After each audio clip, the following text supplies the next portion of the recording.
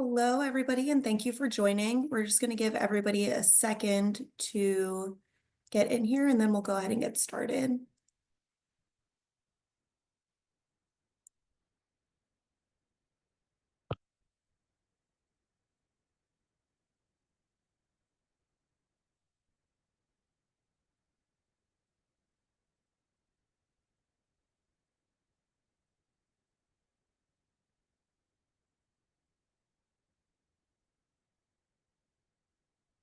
Great.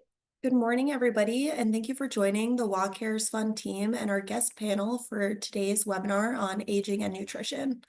For those of you who aren't familiar, WA Cares is the state's new long-term care insurance program for workers.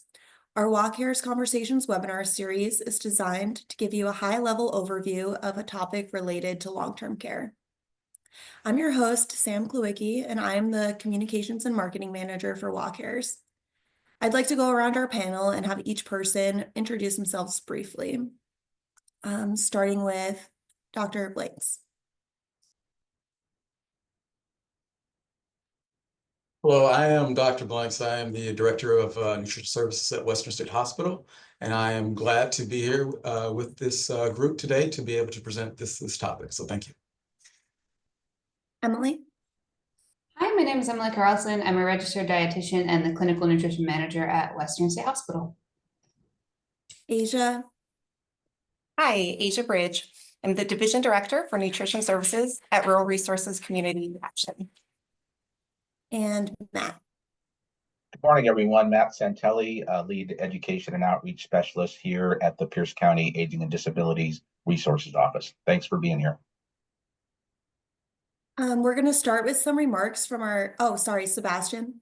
No worries. Hi, everyone. Good morning. My name is Sebastian. I'm the Outreach and Language Access Lead for the WA Cares Fund. Glad to have you all here.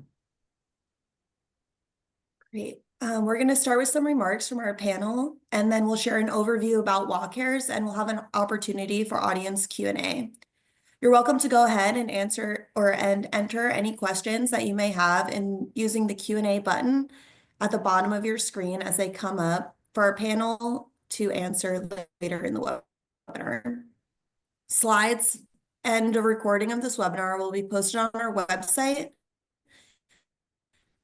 at wacaresfund.wa.gov/webinars. Pass it to Sebastian to go ahead and get started. Awesome. Thank you, Sam. And again, welcome all. Thanks for joining us this morning. So before we get to our panelist remarks, we are just going to cover very briefly what we mean by long-term care and caregiving, just to get a general sense, again, of what those terms mean. And I'm sure a lot of you are familiar with those terms already. So starting with long-term care, long-term care is help with activities of daily living. That can be bathing, eating, dressing, preparing meals, grocery shopping, as well as many other activities. It does not include, however, medical care. So those are things like doctor's visits and treatment for medical conditions. Long-term care covers a broad spectrum of needs and circumstances, and that includes for younger people as well who have been unexpectedly injured or become disabled or ill. So we might not realize what a broad range of services can be included when we are talking about long-term care. So we might often think of it as care in a residential setting that can be a nursing home or assisted living, but it also includes care provided in our own homes. And in fact, most people with long-term care needs can stay in their own homes with the right supports. It's also very common for family caregivers to not realize that they are a caregiver. So a caregiver is a person who tends to the needs or concerns of a person with short or long-term limitations due to illness, injury, or disability.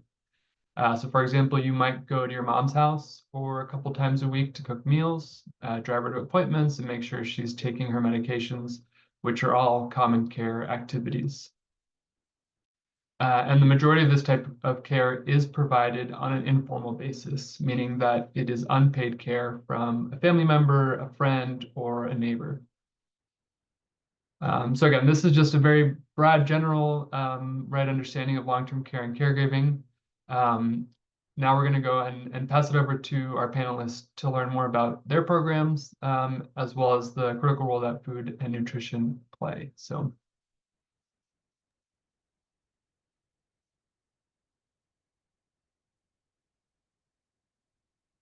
Next slide, please. Thank you, Sebastian. So why is nutrition important? As we age, as we journey through life, as we grow older, our bodies undergo significant changes. And this includes age-related nutritional changes. And with these changes come evolving nutritional needs. And these shifts make it essential to prioritize a balanced, healthy diet, not only as a choice, but as a necessity to maintain vitality, independence, as well as overall well-being. A balanced, healthy diet can enhance our quality of life. It boosts energy, it strengthens our bodies, it helps prevent chronic disease, and it supports both physical and mental well-being. So to optimize our health as we age, our bodies need some key nutrients. We require protein, which is essential for muscle repair and immune function. Calories provide us with energy we need for daily activities. Healthy fats such as omega-3 fatty acids and monounsaturated fats like olive oil help support brain health and heart health. Vitamins and minerals such as vitamin D, vitamin B12, vitamin C, and calcium are vital for the immune system, bone function, and overall body functioning. In addition to a healthy diet, regular physical activity further optimizes health by increasing energy, strength, and the resilience of the body. So it's this combination of nutrition and physical activity, which supports mobility, enhances the ability to perform daily activities, and it improves overall quality of life. Next slide, please. Aging affects how our body processes and absorbs nutrients. So let's look at some of the age-related nutritional changes that can occur, and let's explore how we can adjust our diets to continue to support our health. The metabolism slows down with age, and this is due to a number of factors such as decreased muscle mass, hormonal changes, decrease in physical activity, and a slower metabolism reduces calorie needs for the body. Therefore, consuming too many calories can lead to weight gain, which increases the risk of diabetes, heart disease, and joint pain from the extra weight. On the other hand, not getting enough calories can lead to malnutrition and underweight issues. Therefore, focusing on nutrient-dense foods with adequate calories is important. Muscle mass and muscle strength declines are another common occurrence with age, where the muscles become smaller. This leads to decreased strength and causes some mobility issues, and also increases the risk of falls because the muscles just aren't as strong as they once were. Therefore, focusing on high-quality proteins found in lean meats, eggs, and beans are important. Adequate protein, along with strength-resistant exercises, can help preserve muscle mass and strength. Bone density decreases with age, making bones more fragile, prone to fractures, at risk for osteoporosis. To support bone health, calcium and vitamin D found in dairy products and fatty fish, as well as exposure from sunlight, along with weight-bearing exercises, can help maintain bone strength. Next slide, please. Hydration changes as we age. Our body's ability to sense thirst diminishes, increasing the risk of dehydration, and dehydration can lead to confusion, it can lead to constipation, and a higher risk of infections. Therefore, it's important to have an awareness of the need to stay hydrated, and this will help reduce some of these risks. Digestion efficiency also decreases with age, and this is due to slower gut motility, changes in the beneficial gut bacteria, and reduced enzyme and stomach acid production. And these changes affect the body's ability to absorb nutrients. So to combat this, the focus should be consuming high fiber foods such as whole grains, fruits, and vegetables, drinking water with the fiber consumption, also adding probiotic-rich foods like yogurt to help support digestive health. Hormonal shifts occur with aging. Decreased estrogen in women postmenopause, lower testosterone in men can affect the body composition, increasing the risk of fat storage, increasing the risk of osteoporosis, and increasing the risk of heart disease. Therefore, a nutrient-dense diet with calcium and vitamin D and healthy fats, they may mitigate some of these effects. The immune system can also become weaker with aging. A weakened immune systems can make older adults more susceptible to infections, slower wound healing, and longer recovery times. Therefore, a diet rich in vitamin C from citrus fruits, vitamin D from dairy products and sunlight, and zinc from seeds, nuts, and beans can help support the immune function. Next slide, please. Also, chronic conditions such as heart disease, diabetes, hypertension often increase with age. And these conditions can be made worse with a poor nutrition, reduced physical activity, along with metabolic changes that occur. So therefore, a diet rich in omega-3 fatty acids found in fish and walnuts can help support vascular health. Potassium found in bananas and potatoes can help regulate blood pressures. And fibers from whole grain, fruits, and vegetables may help manage blood glucose and blood cholesterol levels. Cognitive decline is another change that can occur with age, and this includes conditions such as dementia and Alzheimer's. It's important to recognize that the causes of these are multifactorial, but it can be influenced by vascular health or the health of the blood vessels that run to the brain. Therefore, a diet rich in antioxidants and omega-3 fatty acids can help support brain health and help reduce the risk of cognitive decline. Appetite changes are another common change that can occur with age, sometimes leading to decreased nutrient intake. Therefore, consuming meals more frequently, focusing on nutrient-dense foods such as eggs and nuts can help support maintaining proper nutrition. Sensory decline, particularly changes in taste and smell, are common changes that occur with age, where foods become less appealing and appetite decreases. Therefore, focusing on strong flavors such as garlic and herbs and spices, adding acidic or tangy elements like lemon juice and vinegar, incorporating a variety of textures such as crunchy vegetables or creamy soups, or adding colorful fruits and vegetables may help enhance appeal, taste, as well as enjoyability of foods. And finally, motor function decline is another change that can occur with age, where swallowing ability declines due to weakened swallowing muscles, chewing ability declines due to poor dentition or poor teeth, which can lead to poor food consumption. Therefore, there may be a need to adjust the consistency to softer foods to make eating more easier and safe. The point I want to leave you with is just this: the importance to recognize these age-related nutritional changes so that these strategies can be developed to support changing nutritional needs. And it's by focusing on nutrient-dense foods, staying hydrated, and combining good nutrition with regular physical activities, older adults can maintain and optimize their health, their independence, and their quality of life. Next, Emily will provide some greater insights on how to eat right and age well. Emily? Thanks, Dr. Blanks.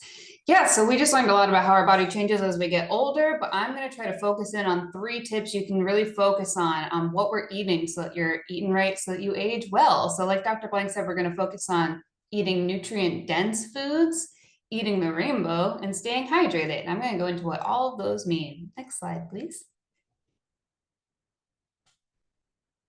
So nutrient density, what do I mean when I say that? You can think of this as getting the most bang for your buck with your food. So like Dr. Blanks mentioned, as we get older, our calorie needs decline a little bit, but some of those other nutrient needs increase. So how do we combat this? We focus on eating food that get us the most bang for our buck. You want to focus on foods where the calories are coming largely from protein and healthy fats. And so I've got a list here of things like nuts, seeds, nut butters, beans, eggs, Greek yogurt, and fish. All of these foods are packed full of protein and healthy fat. They're not necessarily low calorie. The idea is that the majority of their calories are coming from the good things that we need a lot of in our diet. And then in addition to protein and healthy fats, we're going to get things like a lot of fiber from our beans and probiotics from our Greek yogurt. So that's what I mean by nutrient dense. Each of these foods offers us a lot of things that we need. And we also want to focus on fiber, vitamins, and minerals. And a really easy way to kind of do this and make sure you're getting enough variety in your diet is what we call eating the rainbow. So eat fruits and vegetables across the color spectrum. Really neat thing about fruits and veggies is that the color of them typically indicates the nutrition inside of them. So you're gonna get a lot of good antioxidants, a whole variety of vitamins and minerals if you focus on eating the rainbow over the course of a week. Other foods like whole grains rather than refined grains, so think brown rice instead of white rice or whole grain bread, full of fiber, full of vitamins and minerals. And we also have the option of using fortified foods, which we're actually going to talk about a little more on my next slide, please. Thank you. So like I said, the idea is focus on nutrient density and variety. Those are your two key takeaways here. I'm going to focus on 3 nutrients that are of particular importance as we get older. First one being calcium. We need a lot of calcium to support our strong bones. Most Americans get their calcium from dairy foods, so yogurt, milk, cheese. You can also get a good amount of calcium from dark green vegetables like broccoli. Sardines have a good amount. And then, like I said, if you're not eating a lot of these foods, fortified foods can be a good tool as well. So a lot of times our non-dairy milks and our breakfast cereals and those foods are fortified. The best way to figure out if a food is fortified is look at the nutrition facts label. And towards the bottom, you're going to see a couple different nutrients. Calcium and vitamin D are often on there. And you can see if it says there's 0% in there, it's not fortified. But if it's got some calcium and vitamin D, you might have a fortified food. So that's the best way to know. Now, when it comes to vitamin D, we need a lot of this throughout our lifetime, but there are some factors that make it a little bit harder to get as we get older. So you may know vitamin D can come from the sun. Some things impact our ability to actually take vitamin D from the sun and utilize it. The weather, I don't know about you all, but outside my window, it's very cloudy. So if there's no sun coming through, you're not getting any vitamin D from it. As we get older, we have a harder time creating that vitamin D in our bodies. If you have a darker skin pigmentation, you'll be able to create less vitamin D from the sun. And with any sun exposure, you have an increased risk of skin cancer. So this is why we focus on vitamin D from foods. It can be a lot more reliable source and safer. Some foods naturally have vitamin D, certain types of fish, some mushrooms. Again, fortified foods could be really good. A lot of milk, non-dairy milk, are often fortified with vitamin D. This is a common one that people end up taking a supplement for because it is so hard to get from the sun and food. So if you do think you're not eating enough vitamin D, you might want to talk to your doctor about getting a supplement, and please be careful because vitamin D can be toxic in high doses. So you want to be really careful when it comes to supplements that you're taking it appropriately and according to how your doctor prescribes it or recommends it. Last nutrient I want to really focus on is B12, vitamin B12.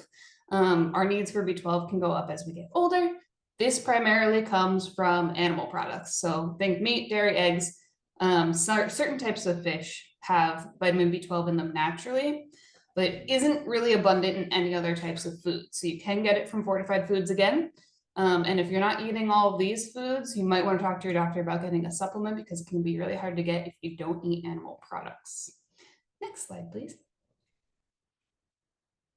So lastly, I'm just going to talk about how we put this all together.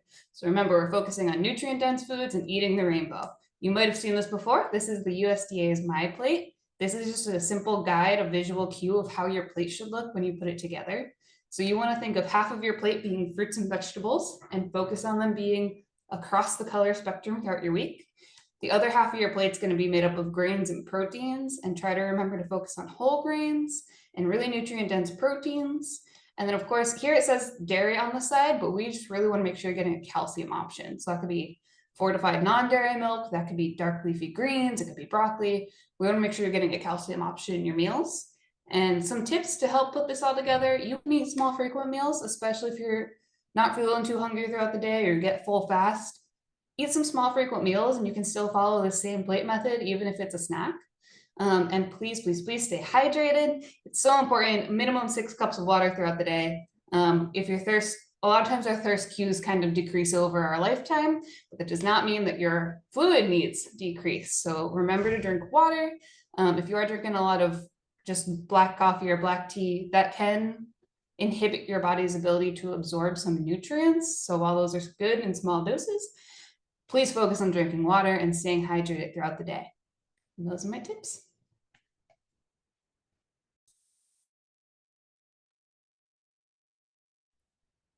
Thank you for that great information. Next slide, please. All right, at Rural Resources Community Action, we have food bank distribution programs as well as senior nutrition. I'm going to talk just briefly about food insecurity in seniors. Next slide, please. All right, food insecurity is an official USDA term. It occurs when people have limited or uncertain access to adequate nutrition, that nutrition that's so important that, that Emily and Dr. Blank spoke about. Feeding America is a nationwide organization. They identified some reasons why seniors are at a higher risk for food insecurity. It is common that they would have chronic health conditions that can interfere with their ability to go grocery shopping, to cook meals. Seniors often have limited transportation or no transportation, making it difficult to get to the grocery store or to get to a food bank to get food. Seniors often have a fixed income, making it difficult to afford basic needs, including food, and especially with the rising prices of food today. And social isolation. Seniors may not have family or caregivers who can assist in cooking meals and doing grocery shopping. Next slide, please. Okay, Meals on Wheels America released the Hunger in Older Adults report.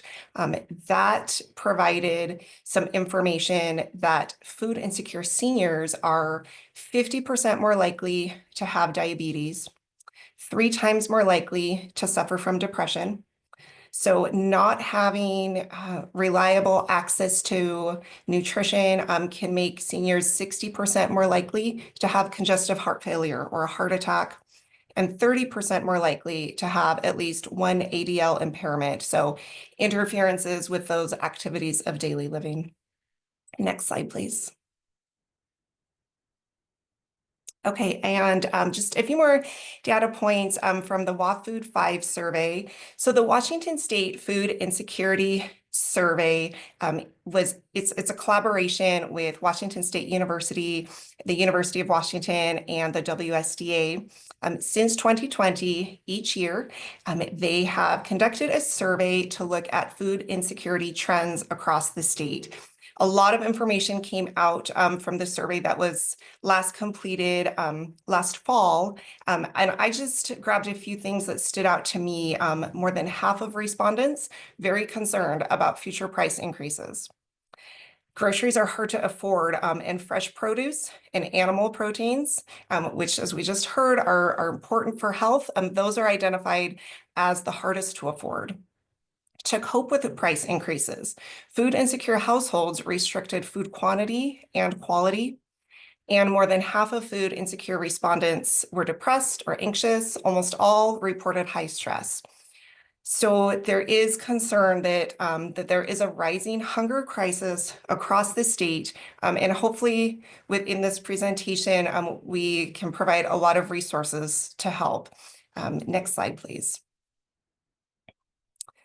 The Commodity Supplemental Food Program is a federally funded USDA program available across the state.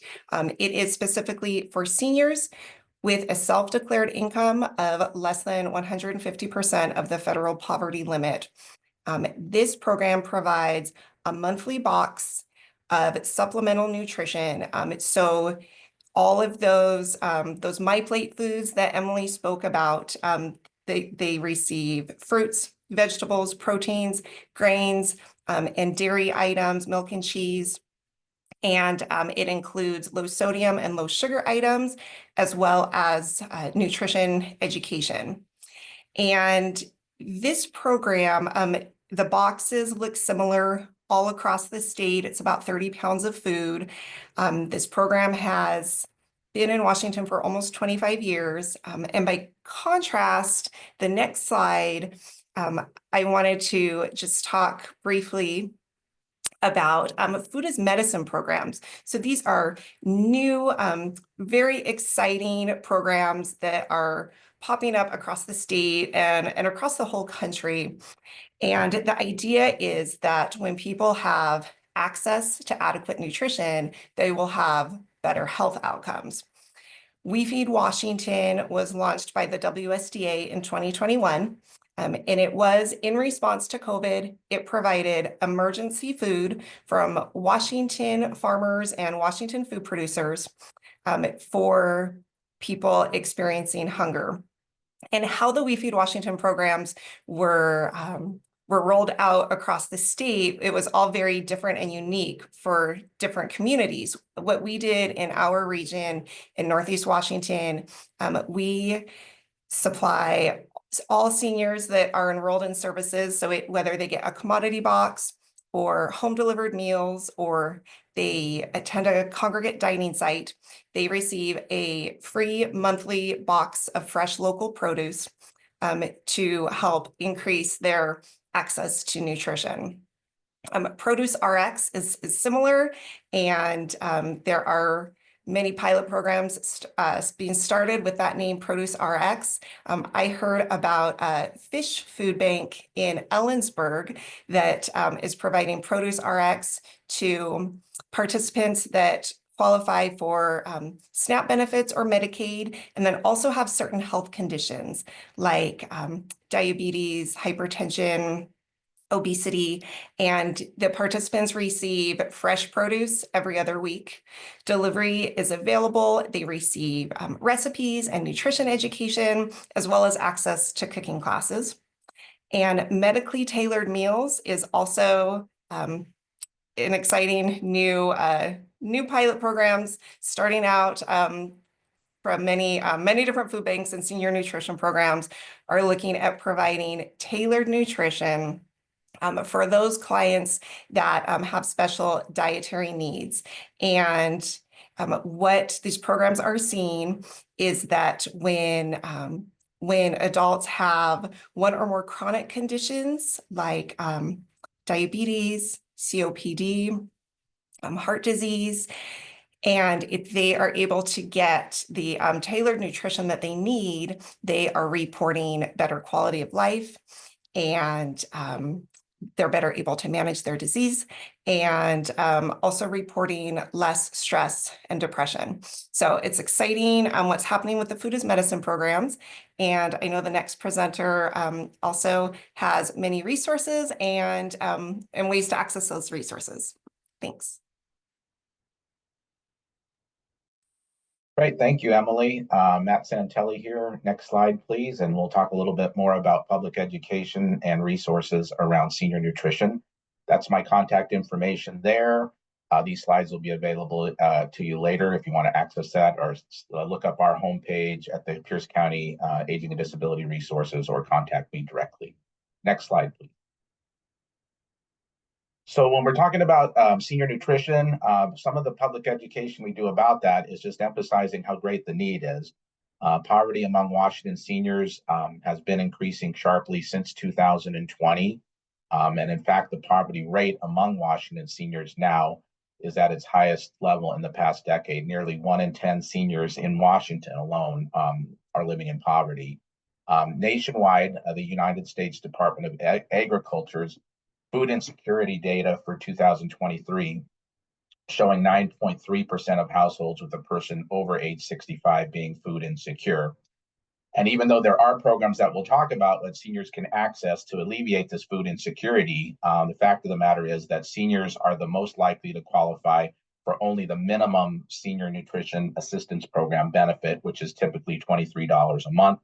And by senior nutrition assistance program, that's basically what's known as basic food here in the state of Washington. And we'll talk about that a little bit more in the next slide. Next slide. So the programs that we have in Pierce County to meet the need, and similar programs like this exist statewide. The first one we always want to think about when we're talking with seniors or disabled adults is the SNAP program, Senior Nutrition Assistance Program. It's very simple to apply for this program statewide at that WashingtonConnection.org link. It's just an easy application you can do. It takes you through it in about 5 minutes. You can get it done and submit that. Typically, this program's value is linked to your income minus your housing and utility costs. So the only document they might ask for typically is if you have an income as a senior beyond Social Security, like a pension, And then they might also ask for some proof of your housing costs. But the initial application, you just do it online, it goes in, and they'll send you a response letter asking you what documentation you need to qualify. Also, we have a robust list of local food banks in Pierce County, and similar food banks exist statewide. Eligibility and frequency of visits can vary among locations. Some allow you to come weekly, some only monthly. You can find these by calling 211. That's a nationwide, statewide number you can call to find food banks, or visit the link there to find your local food bank list for where you might live. Also coming up starting in May, statewide, there's the Senior Farmers Market Voucher Program. This is a program that is no cost to you if you're 60 and over and income eligible. These are typically sponsored through your local area agency on aging. So in the senior services world, if you hear the word area agency on aging or AAA, that's just kind of the umbrella term for agencies that provide senior and disabled adult services in your particular county. So you can always go on that website link there to find who your local area agency on aging is. And starting last year, the Farmers Market Voucher Program doubled in value. It was $40 that you would get on a debit card previously. Last year, they increased that to $80, and that's what it's going to be this year as well. So in Pierce County, we send those out, all done through the mail and online. And you get that $80 debit card, and you can use that all summer season long into October at the local farmers markets to purchase fresh fruit and produce. Next slide. Other programs that we have in Pierce County, we're fortunate. We have several meal sites across the county, ranging all across Pierce County. And Pierce County is a big county. It's about 1,600 square miles. So we basically have meal sites covering every corner of the county. We're lucky about that. And again, these are typically sponsored through your local area agency on aging.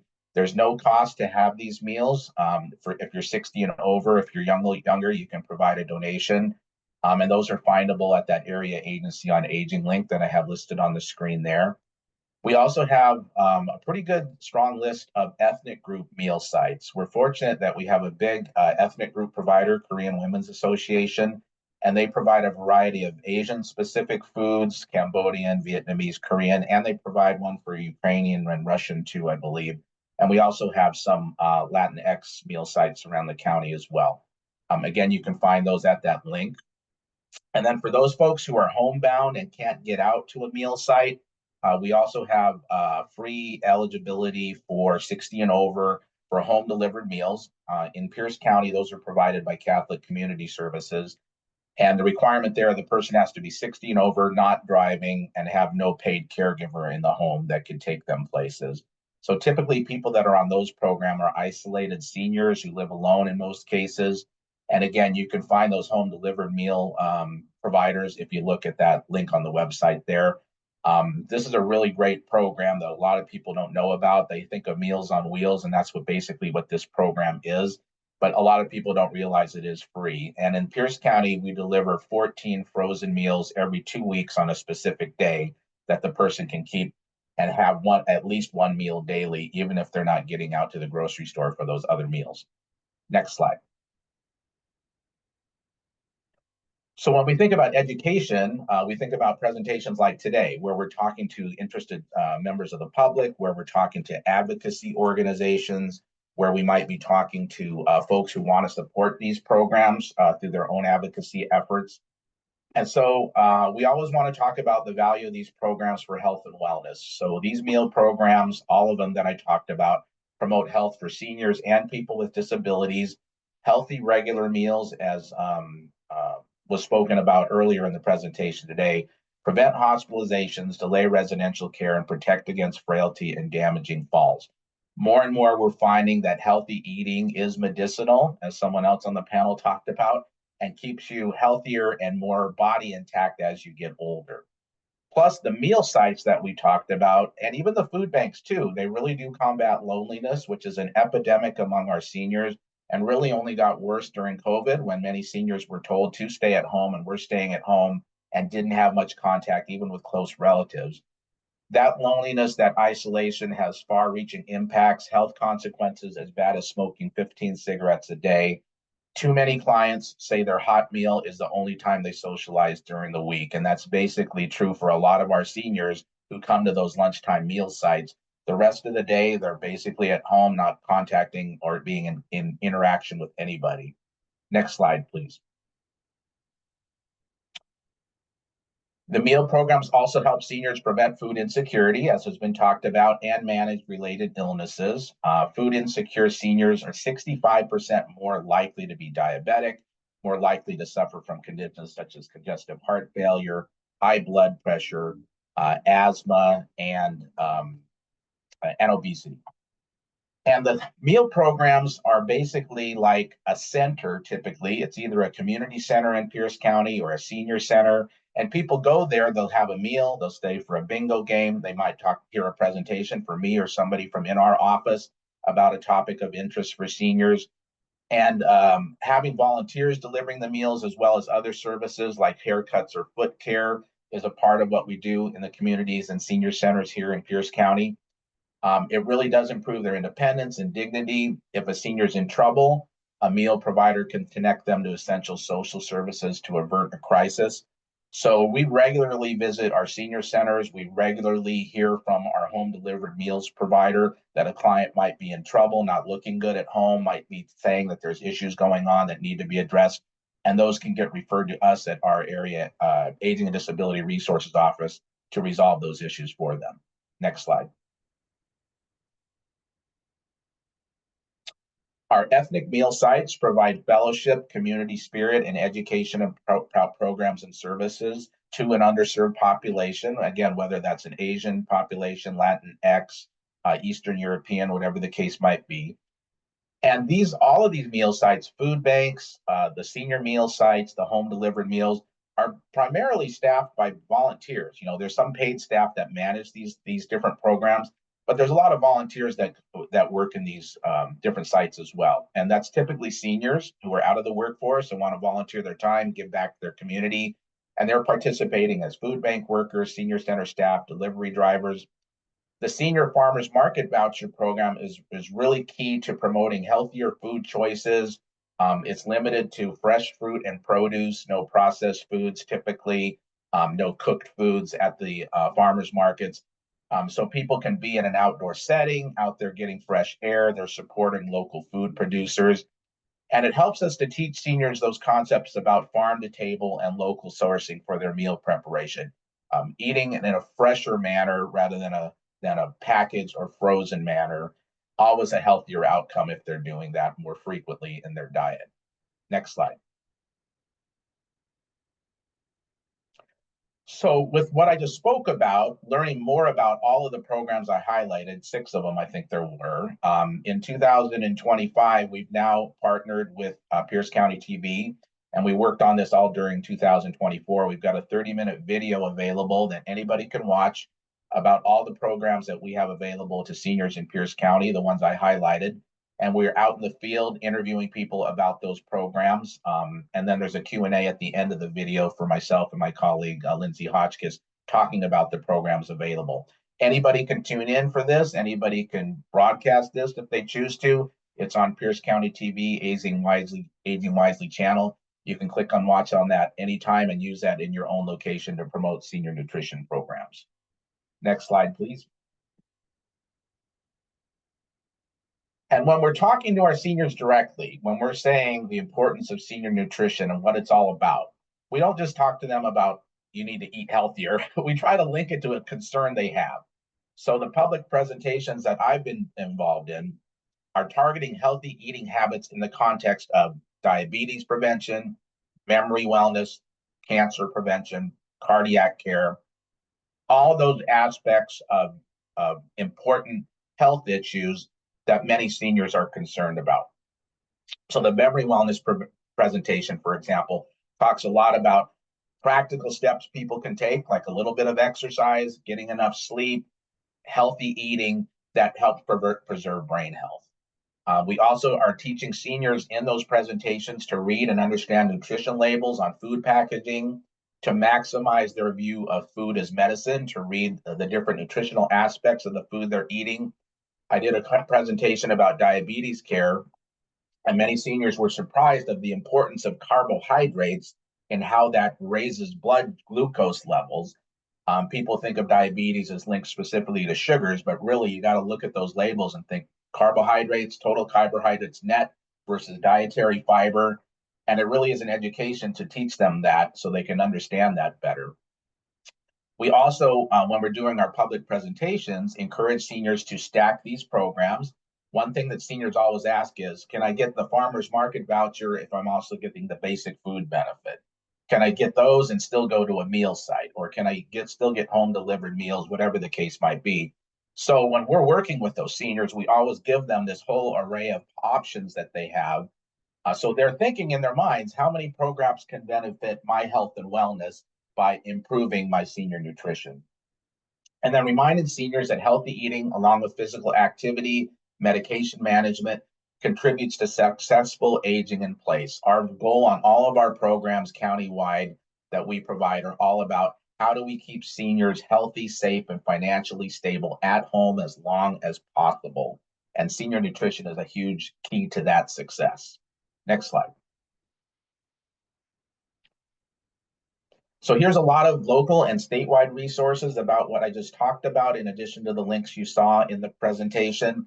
Plus, there's a lot of information about healthy eating, dietary needs for older adults. This is all available in this slide deck that you can visit later and pull those links out of there, click on them, and do your own research on senior nutrition. Thank you so much for listening to my presentation. I'm all done.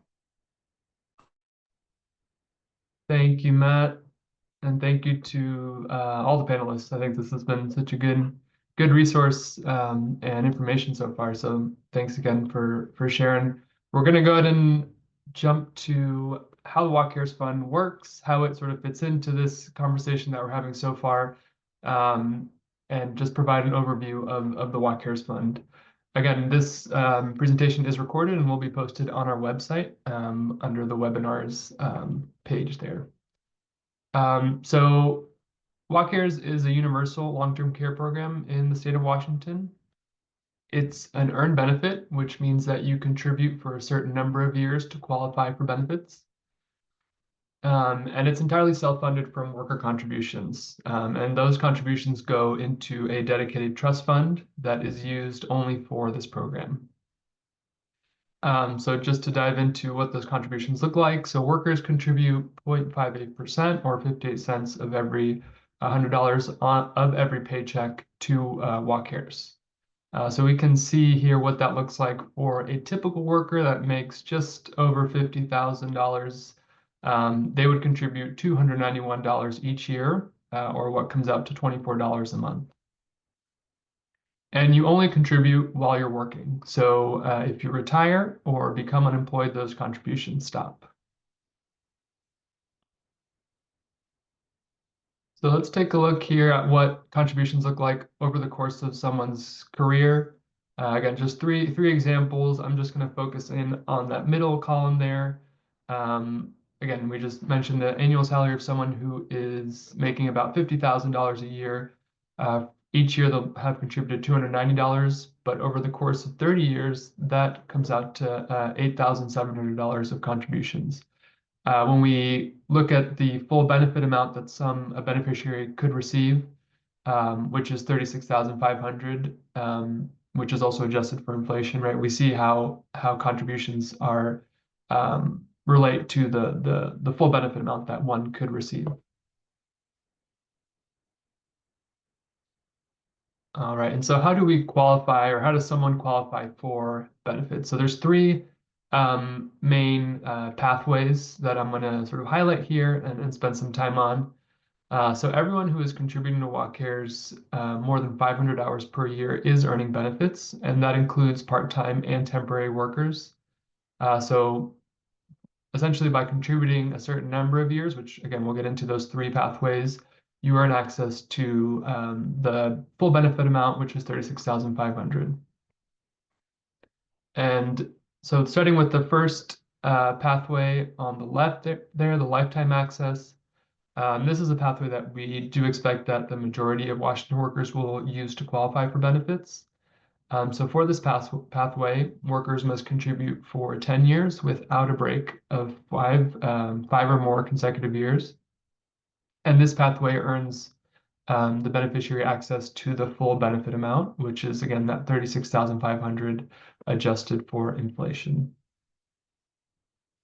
The pathway in the middle, the early access, is for workers who maybe have not yet earned the lifetime access, so maybe haven't contributed the total of at least 10 years, but have a care need while working or soon after leaving work. So for this pathway, you need to have contributed for at least 3 of the past 6 years at the time that you apply for benefits. And this pathway also earns you access to that full benefit amount of $36,500. And lastly, we have the lifetime access for people near retirement. So this is a newer change to the program that happened a couple years back. And it allows for people who were born before 1968 and are near retirement as the program begins and unlikely to qualify for the 10-year pathway to earn 10% of the full benefit amount for each year that they work. So for example, if you work and contribute for 500 hours or at least 500 hours per year for 3 years, you'd earn 30% of the benefit amount, which comes out to just under $11,000. So contribution started again in July of 2023. So if you've been contributing since that date until when benefits are available in July of 2026, then if you were born before 1968, again, you would earn that 30% of the benefit amount, which is, again, just under $11,000. And even if you only contribute for 1 year, you still earn 10% of the benefit amount. And being a lifetime, having sort of that lifetime access means that you have permanent access to whatever percentage of the benefit amount you earn at the time that you need care. And of course, near retirees or folks who have contributed and may qualify for this near retiree pathway will also be able to qualify if they meet the requirements for any of the other pathways as well. All right, so let's talk about next how we can use the benefit, and it is a flexible and there's many different ways that we can use it. So once workers meet contribution requirements and need help with at least 3 activities of daily living, they can get access to the benefit amount for services and supports. And with WalkCares, workers get the flexibility to choose the services and supports that meet their needs. So this could be right in-home or residential care. Could also be home modifications to make your home safer. Any sort of assistive technology for things like medication reminders and fall detection that can help with some care needs. And of course, based off the topic of today, we see their home delivered meals, right? Things that related to delivery of meals and receiving meals would also fall under one of the supports, right? And use of the benefit. And WalkCares is primarily designed to help people age in place and in their own homes as long as possible. And again, that, like we mentioned at the beginning, that is what most of us want to do, and most of us can if we have the right supports in place. So WalkCares has many options to provide support for family caregivers. So you can choose someone who would otherwise be caring for you on an unpaid basis and get training and be paid, including your spouse, right? Or it could be anyone, a neighbor or someone that you would like to, receive long-term care from. So WalkCares can help lessen the impact on family caregivers by paying them for their time and making sure that they get other support services as well. And so when we talk about, again, thinking in terms of food, right, and nutrition, we have a lot of different families, communities, and sort of cultural backgrounds in our state, and having a close one, a family member, someone that we trust who can cook maybe more foods that are more specific to our cultural background, right, can make a big difference for someone who's staying in their own home. And WalkCares would allow, again, that caregiver to be paid, right, through the benefit.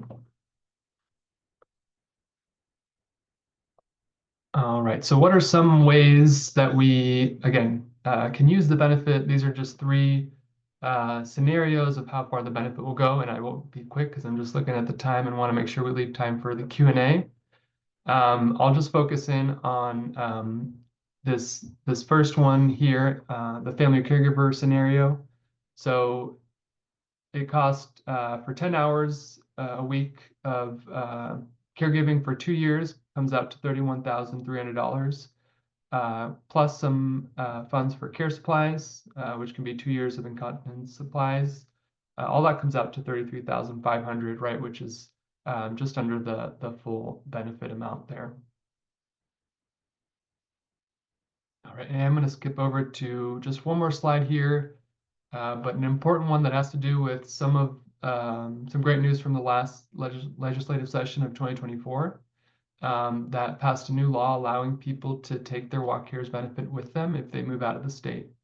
So under this new law, starting in July of 2026, Washington workers can choose to continue participating in the Walk Cares Fund if they move out of state. So to become an out-of-state participant, you must have contributed to Walk Cares for at least 3 years, again, in which you worked at least 500 hours per year. And you also must opt in within a year of leaving Washington. So just like other workers, out-of-state participants will keep contributing to the fund during their working years, and the state will create a process for out-of-state participants to report their earnings and pay premiums, with a focus, of course, of trying to make it as easy for participants as possible. And benefits for out-of-state participants will become available starting in July of 2030. And of course, that has to do with setting up the provider networks across the country, right, in all these other states. So that is all for Walk Cares. We are going to jump next to the Q&A. So feel free, I know there's some in the chat already, but feel free to go ahead and enter your questions and we'll go ahead and answer them. Great. Like Sebastian said, please use the Q&A function at the bottom of your screen to ask any questions that you may have. I'll just go down the list here. Maybe Dr. Blanks or Emily, do you have any foods that might be high in fiber or good to eat if you need more fiber in your diet?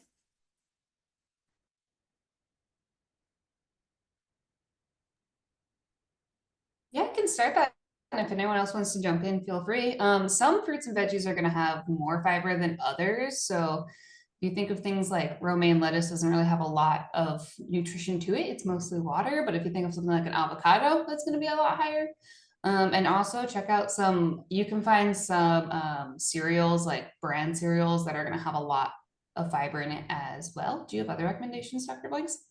I think I absolutely support what Emily mentioned, but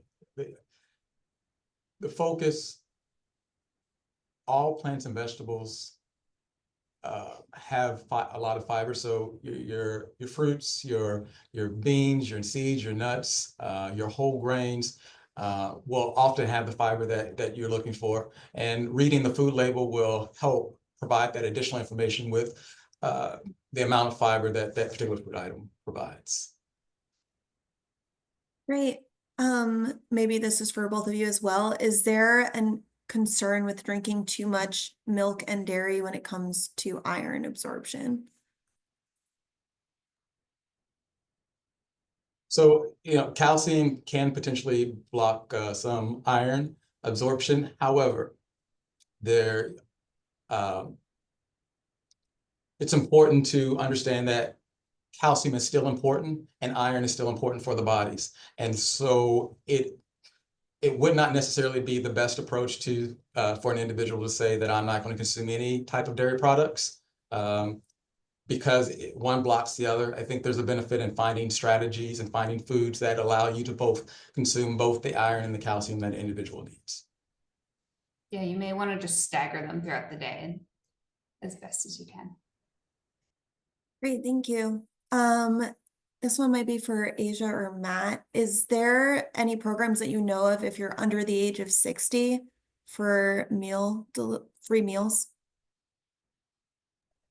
Unfortunately, in Pierce County, they do not have a home delivered meals program for if you're a disabled adult under the age of 60. The exception to that is if you qualify for one of our caregiver programs, then the answer would be yes. Typically, we can carve out some of the service hours or allotments to provide home delivered meals. We've asked the legislature for that in years past, and we never seem to get it approved. So for now, mostly it's 60 and over. In some circumstances, it can be under the age of 60 that can get free delivered meals. And I would add to, depending on your location, definitely reach out to your local food bank because sometimes outside of those traditional senior programs, there are community supported programs, and your food bank will often know about that, as well as faith-based groups that provide meals and meal delivery. So your food bank is a really great resource. Great, thank you. Or I think back to Dr. Blanks or Emily, if you're dairy and gluten-free, is there added vitamins or supplements that you can use to make sure you're getting everything you need? That's a good question. This comes back to whether you're eating like any foods. So B12 is a good example since it mainly comes from animal foods. If you're not really paying attention to getting fortified foods, you may want to focus on getting a supplement. So it really depends on you and your needs. And if you have something like celiac disease, that might make it harder for you to absorb certain nutrients. So it could be the case. But if you just really focus on like if you can get these items from fortified foods, or if there are certain foods from any of these, like if you don't eat dairy but you do eat dark greens, you might be okay on your calcium. So everyone's going to be a little different on that one. Great, thank you. Our customer care team is gonna answer some of the WalkCares questions in the chat, just so we can get to some more panelist questions. But for Asia, I think, is the Produce RX program available in King County or Seattle? I was just typing that you'd want to check with your local food bank about that because as well, it really varies in each region. Great. Sebastian, real quick, can you go over the difference between lifetime access and early access? Yeah. So the lifetime access again is for working Washingtonians that have contributed for at least 10 years without a break of 5 or more years. That contribution pathway, when you have a care need, will give you access to the full benefit amount, which is $36,500 adjusted for inflation. The early access is for new retirees, so folks born before 1968. They will have access to 10% of the benefit amount for each year that they have contributed.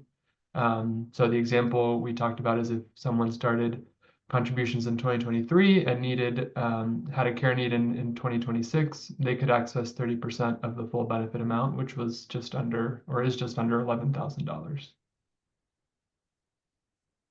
Great. I think that might be all of the questions that we have time for today. If you did ask a question and we didn't get to it, we will respond to you directly through the email that you registered for today's webinar with. So if you do have any more questions, feel free to ask them until the end of the webinar. The slides and the webinar will be available on our website at the end of today's presentation. We do have our webinar next month. It's Emergency Preparedness for Seniors, and that will be on in April. And if you have any questions or comments about WalkCares, you can use the contact information on your screen, follow us on social media. If you have questions for anybody on the panel, you can feel free to reach out to us as well, and we'll get you in contact with the panelists. Thank you, everybody, for joining us today, and I hope you have a great day.